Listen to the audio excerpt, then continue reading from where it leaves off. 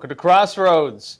Chinese censorship is being enforced in America. While Congress is debating on whether to ban TikTok over its ties to the CCP and its threats to national security, well, the CCP has been expanding its roots through entertainment almost as a whole. Hollywood creates and edits many of the films we watch at the behest of Chinese censors. Chinese companies are buying up theater chains, talent houses, the list goes on. So what's really at work, and what are the CCP's interests in controlling entertainment? Well, I'm joined by Tiffany Meier, host of China in Focus and the new documentary Hollywood Takeover. For a special live Q&A, we're going to be talking in depth about the CCP's attempts to control and infiltrate America from all sides. So, Tiffany, welcome to Crossroads. Thank you. It's great to be with you. Yeah, so a quick note before we jump in. This is a live Q&A, so we're going to be taking questions from the audience, all of you. If you'd like to ask questions for Tiffany or I, we have a new format. Please go to Epoch TV, EPOCHTV.com. Click on the Ask Questions banner under this video, and you can leave your questions there. And for all those watching on China in Focus on YouTube, also head on over to Epoch TV so that we will answer your questions. Be fun. Yeah, so Tiffany, you have a new documentary, Hollywood Takeover, which is China's control in the film industry. And I don't think I've seen a documentary on this before, actually. I mean, as far as I know. That's why we did it. Okay, there we go, right? Mystery solved. So, Tiffany, tell me about your documentary. Like, what made you want to do this? Well, I think as you mentioned at the top, right, a lot of people maybe know about it, but it's never really been made into a documentary. And I think we take it a step further where we really delve into internal CCP documents that talks about how they see art as a tool and as a weapon, basically. So we have to fundamentally understand that difference, right? Whereas in the West, we're like, ooh, freedom of speech, freedom of expression, freedom of the arts, art for art's sake. There is none of that under communist rule. So from the very beginning, since Mao Zedong, right, he gave this secret speech in like 1842, and he was telling his people that, we have to turn the arts and literature as a tool to like revolutionize and to use it to overthrow our national enemy, which is the free world, or us, the US. And so that's like the very beginning. And then we see how throughout the years, right, because movies cost a lot. So after the financial crisis in America in 2008, that was also the year when Beijing had their Olympics. And the world was like, wow, maybe this is not a third world country, even though they still get those trade deals that. Yeah, they kept the trade deal for a third world country, yeah. But they're like, okay, maybe this is like a place of growth. And so a lot of studios started going there.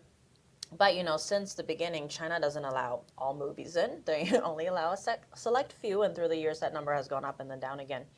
But it's hard to get past the censors. So what happens is you want a piece of that massive market. Hollywood started doing everything it could to get into that, including changing the script. So we talk about Chris Fenton, who actually was a film executive and helped change Looper and Iron Man 3 so that they could get into the China market. And then throughout the years, we see how that's just snowballing to the point where I think the most famous recent case was Top Gun Maverick, where this is probably the most American patriotic movie you could imagine.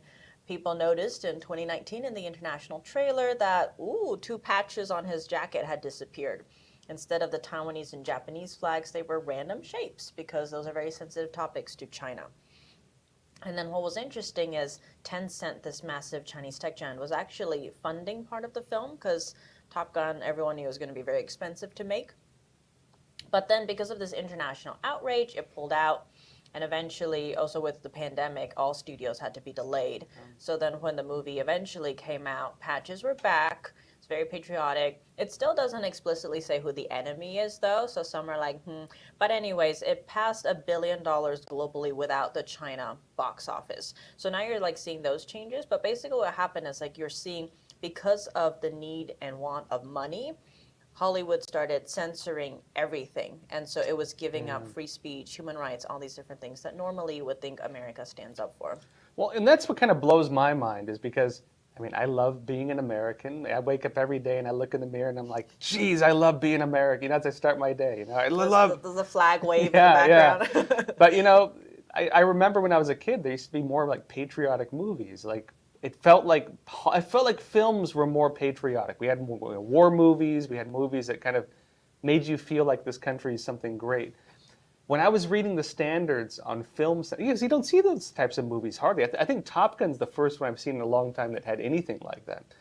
And people maybe wonder why. Well, I was actually looking at some of the film censorship guidelines from the CCP. One of them, from what I've read, is they actually can't show the U.S. military in a positive light. And, hey, if you're wondering why you haven't seen a patriotic war movie in a long time, maybe that's why. And I understand they also ban time travel, which ties into Looper. Can you tell, why do they ban time travel? Yeah, well, this ties back to the Chinese regime's need of control. So it's hard enough controlling the present narrative, right? Now imagine you have to control the past and the future, how it's represented. So time travel is a taboo subject in China, or communist China. Very, very hard to control. But Looper is a film that's all about time travel. It's about these people who anyways, originally, if you look at the original script, this character, his utopia, his future is France. And there's this scene where Gordon Levitt is the main character, and then Jeff Daniels comes in from the future, his future self, and is like, hey, I'm from the future. You want to go to China. So that line has been changed. Oh, interesting. And then they also inserted Summer Ching, a Chinese actress. And so instead of marrying a French woman and going to France, right, he goes to China in the future and marries Summer Ching. So the script was entirely changed to try and placate the Chinese censors. And when that line, you want to go to China, I'm from the future, you want to go there? When that line was tested, all the test rooms they had it in, the audience was clapping. When they tested it with the Chinese communist censors, they were clapping. So they're like, oh yeah, we did something right. That's normally when you would know you did something wrong. But anyways, that was a great success for that movie. It went into China, did super well. And because of that, Marvel took notice. Marvel had a history of not doing well or getting anything into China, so they approached Chris Fenton and his firm and was like, hey, Looper had maybe $20-30 million as a budget. What can you do with $200 million, something called Iron Man 3? But Marvel's very secretive. And so Chris Fenton and one of his colleagues were literally locked in a room for 90 minutes to read the entire script of Iron Man 3 and try and figure out where they can start inserting these Chinese elements so that it could probably get past the Chinese censors and into that market, right? And so they added, if anyone's seen Iron Man 3, they added Dr. Wu, a Chinese scientist, because China likes to be seen as the world's innovators. It's probably all stolen technology, but they like to be seen as the innovators of the world. They innovate off the stuff they stole from us. Yeah, but we don't talk about that part. And so this doctor character is inserted in to save the life of Tony Stark. Think about what message that's sending to you. You're wow, this country is so ahead that they have the technology that can save the life of a superhero. Right? So that's what's getting it. That movie did super well in China. In the film, you can see the amount of profits that the first Iron Man's brought in, and then that one with the China market. And so because of all these different changes, you're seeing studios being oh my gosh, there's a ton of money to be made in China. Actually, for instance, Pacific Rim was a film that had about a $190 million budget. And in the US, it made about $101 million, so it's losing money, right? This is in the US box office. But then the same movie went into the China market, and in China alone, made $111 million. So just by getting into the China market, it doubled its box office profits. So many studios are it doesn't really matter if I don't do well in America. As long as I can get into that China market, I can turn a profit. But what does that mean, right? As you were mentioning, have to show the Chinese military in a good light, the American military in a bad light, to the point where when Red Dawn was remade, Red Dawn 2... The original is one of my favorites, Yeah, so when Red Dawn 2 came along, it was can't be the Soviet Union anymore, so the new communists coming and taking over America were the Chinese communists. But then, so this film was going to come out in 2011. By this point, China's growing as an economy and a superpower. And so suddenly the Los Angeles Times had a report where MGM, the studio, was wait, we can't have China as the enemy. We can't go poke that bear, right? Yeah. And so they spent $1 million to change all the flags, all the insignias, every little mention of communist China to North Korea.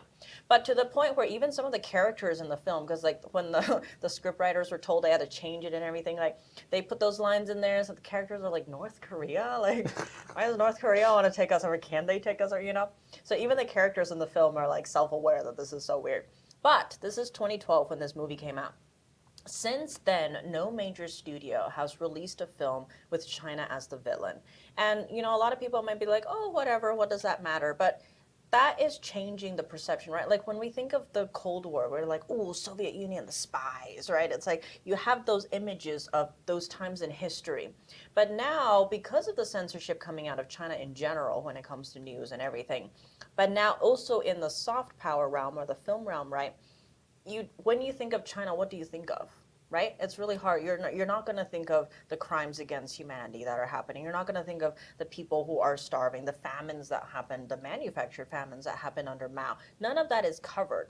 We still don't know the true death toll from that. The conservative estimates for that famine under Mao is 44 million.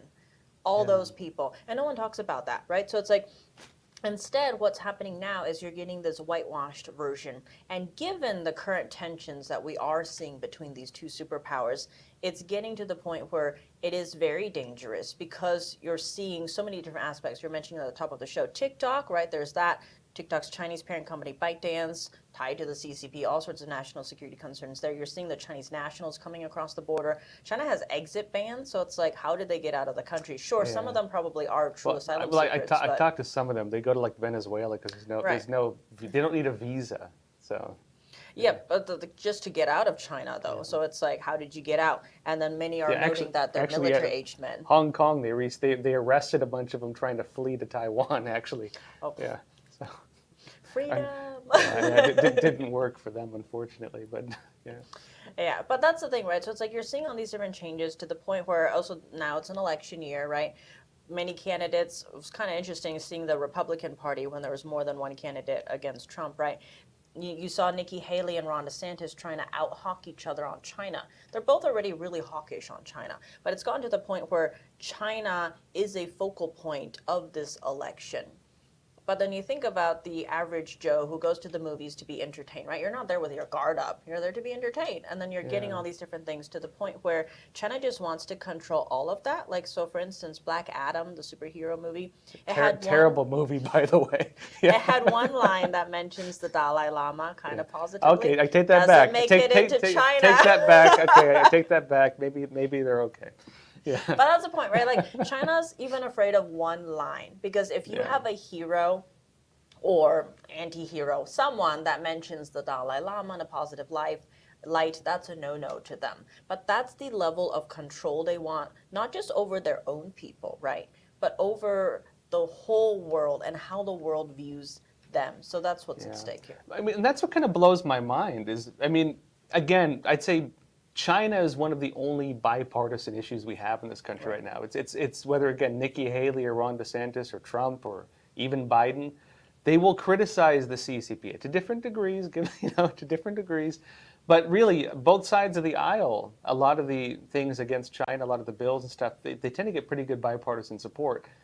And you would think, actually, that Hollywood and entertainment would be like, hey, everybody sees the CCP as the big rising threat. We're all wondering if CCP is going to invade. You'd think they'd make movies on it. You'd think that entertainment would follow what people want, but they're doing the opposite. It's like propaganda central.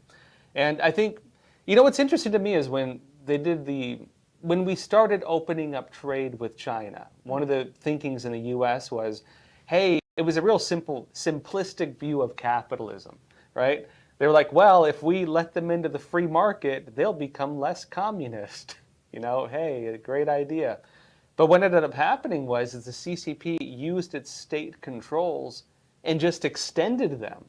And so it wasn't like Hollywood influenced China and changed it there. It's like they influenced Hollywood. It wasn't like our businesses went to China and made them more free. It's like the CCP put restrictions on our businesses.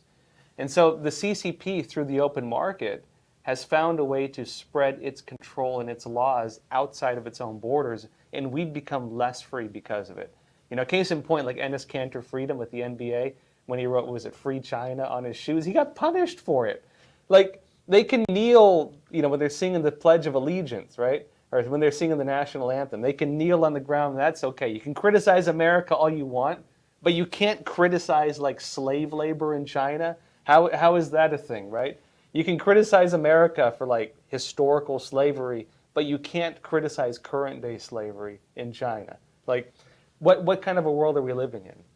And so I think on another note too, real quick, those of you on Crossroads or YouTube or China in Focus on YouTube, Facebook, Rumble, Twitter, we're going to be continuing the rest of this discussion. We'll be talking about how the CCP uses entertainment as a tool for social control. How do they try to influence American society through culture war and leadership capture? But we're going to continue the rest of this only on Epic TV. So please join us over there. We'll have the exclusive live Q&A. Tiffany and I will be answering questions from all of you. So if you'd like to ask questions, join us over on Epic TV, epochtv.com. Leave your questions there. So for all those watching on China in Focus on YouTube, head on over to Epic TV to keep watching and drop us those questions. And of course, you can also watch the documentary Hollywood Takeover on Epic TV. So head on over. It's a good documentary. I watched the whole thing, by the way. Yeah. I'm flattered. All right, folks, that said, here's a quick word from our sponsor. We'll jump over. Experts agree. One of the best ways to protect against financial uncertainty is to diversify your portfolio. Learn how physical gold and silver can secure your retirement funds from today's economic challenges. With a gold IRA from American Hartford Gold, you can safeguard your wealth with no penalties or taxes when you transfer your current qualifying retirement accounts. Call now and our precious metals specialists will send you a free information kit, no cost or obligation. American Hartford Gold, a trusted industry leader with an A+ from the Better Business Bureau, has a 5-star rating from thousands of happy clients. Whether you are getting physical precious metals in a gold IRA or delivered to your doorstep, we offer only the highest quality gold and silver. For your peace of mind, we also offer a no-fee buyback commitment, a low price guarantee, along with free shipping and free insurance. So don't wait. Call the number on your screen today and secure your financial future.